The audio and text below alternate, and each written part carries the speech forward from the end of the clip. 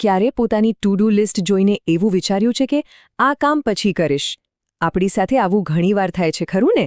તો આજે ચાલો આળસના ચક્રને તોડીએ અને એવી કેટલીક એકદમ સિમ્પલ પણ પાવરફુલ ટ્રિક્સ શીખીએ જે તરત જ કામ શરૂ કરવા માટે પ્રેરણા આપશે. ક્યારે એવું બન્યું છે કે કોઈ મોટું કામ માથા પર આવી ગયું હોય અને એને શરૂ કરવાને બદલે બીજું કંઈ પણ કરવાનો મન થાય? જો હા, તો ચિંતા કરવાની જરૂર નથી. આવું મોટાભાગના લોકો સાથે થાય છે. આ આળસની લાગણી એકદમ સામાન્ય છે અને આજે આપણે એ જ શીખીશું કે આને કેવી રીતે હરાવી શકાય. જુઓ, કોઈ પણ દુશ્મનને હરાવવા માટે પહેલાં એને સમજવો પડે, બરાબર ને? તો આળસ છે શું? એ ફક્ત આળસુ હોવા કરતાં ઘણું વધારે છે. એ તો એક સાયકોલોજીકલ રિએક્શન છે. ચાલો એને જરા ઊંડાણથી સમજીએ. હવે એક એવી વાત જે કદાચ આખી ગેમ બદલી નાખશે. આળસ એ કોઈની ભૂલ નથી. એ તો આપણા મગજની આપણને બચાવવાની એક ટ્રીક છે.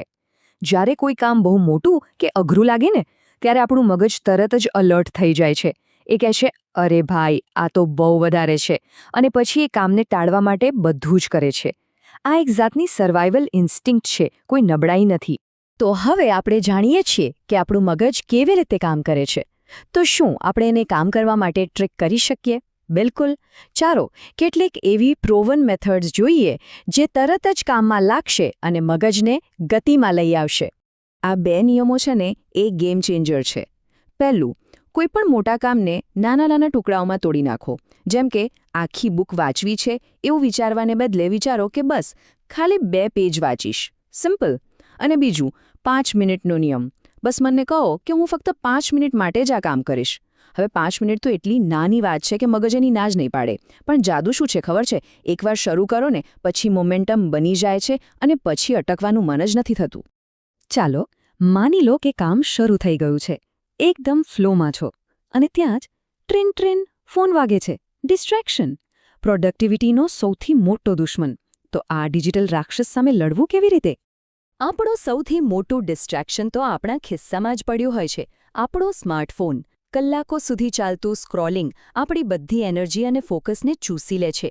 ઉકેલ તો એકદમ સિમ્પલ છે, પણ એને ફોલો કરવો અઘરો છે. ફોનને સાયલેન્ટ કરી દો. અને જો ખરેખર ફોકસ કરવું હોય ને, તો એને બીજા રૂમમાં જ મૂકી આવો. એક સીધી વાત છે, out of site, out of mind.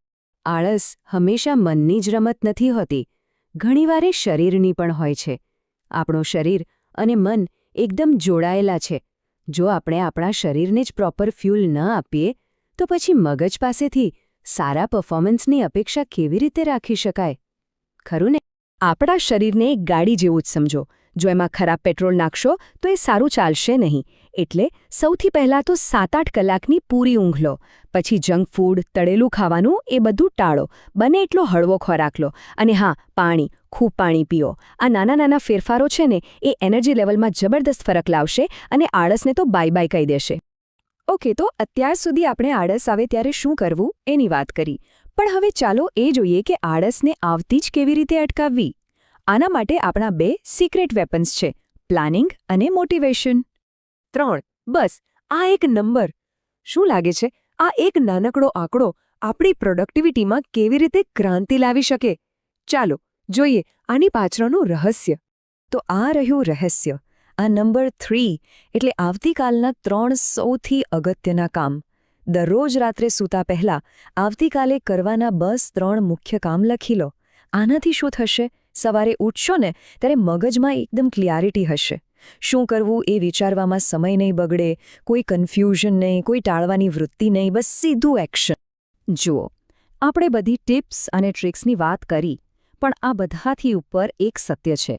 જો કામ કરવા પાછળનું શા માટે મજબૂત હોય ને, તો કેવી રીતે કરવું એનો રસ્તો આપોઆપ મળી જાય છે. જ્યારે કોઈ મજબૂત કારણ હોય ત્યારે આળસને ઊભા રહેવાની જગ્યા જ નથી મળતી. અસલી મોટિવેશન તો અંદરથી જ આવે છે. તો અંતમાં બસ એક સવાલ. એવું કયું શા માટે છે? એવું કયું સપનું છે? એવો કયો જુસ્સો છે જે એટલો મોટો છે કે એની સામે કોઈ પણ આળસ ટકી ન શકે? બસ એને શોધી કાઢો, એને જીવો, અને પછી જુઓ, આળસ તો ભૂતકાળની વાત બની જશે.